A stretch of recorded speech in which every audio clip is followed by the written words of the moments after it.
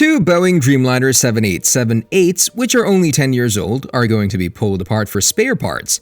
It's the first time ever that this model of aircraft is being scavenged. Launched in October 2011, the Dreamliner is one of the most popular wide-body jet airliners flying. So in this video, we're going to talk about the Boeing 787s are being scrapped. The video is going to be amazing, so make sure you stick to the end. More than 1,000 have been delivered to airlines, including Air New Zealand, which has a fleet of 14 787-9 Dreamliners. The national carrier also has another 2 787-9s and 6 787-10s on order. Dublin-based aviation asset management and trading company Air Trade Aviation is handling the disassembly and consignment of the jets. Ken Fitzgibbon, the company's CEO, says the disassembly of these aircraft could not have come at a better time as early 787s in the global fleet approach their 12-year check. As no 787s have been retired from commercial service to date, there's almost no USM used serviceable material market for this platform at the moment. We're entering into a specialist area and hope to become a market leader in the provision of USM for the platform, which will enable the reduction of the cost of maintenance events for 787 aircraft owners. Two Boeing 787-8s are currently in PIK, VPCVL, and VPCVM. VPCVL has been in storage at PIK since May 2019, while VPCVM arrived at the Scottish airport in September 2019.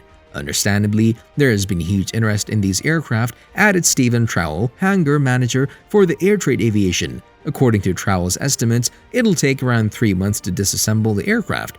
Before we move on, support us by hitting subscribe and the bell icon to get notified when we post new videos. Now let's get back to our topic.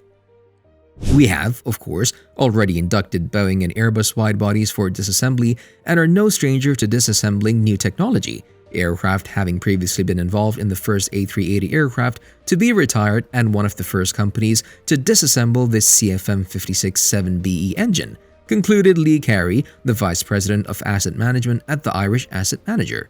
The Dreamliner with registration N77FT was built in 2009, one of 6 787s built for Boeing's flight test program, and only notched up 1,600 hours of recorded flight time.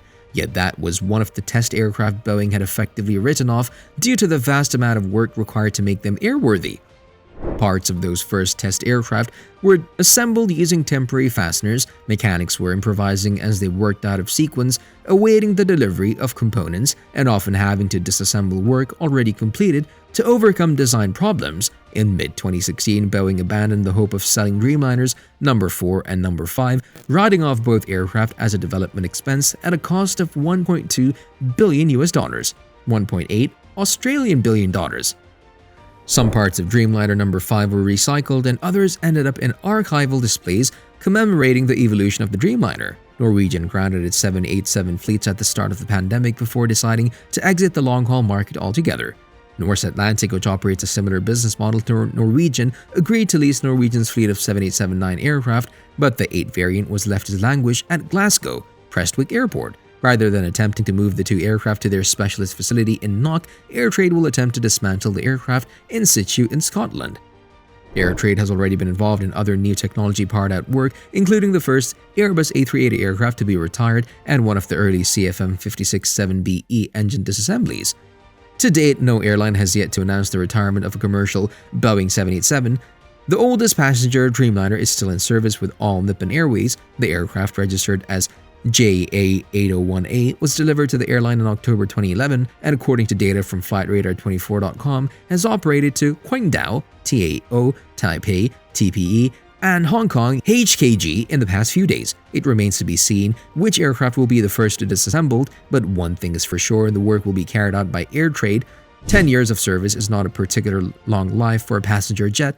The average operational life expectancy of a Boeing or Airbus aircraft is around 30 years. The first Boeing 747 aircraft to make a commercial flight was not scrapped until 1992, 22 years after its first flight with Pan Am. So that's it. Please like, share, and comment your thoughts below if you like this video. Remember to subscribe to see our next video. Stay safe, and we'll be back soon with another video just for you guys.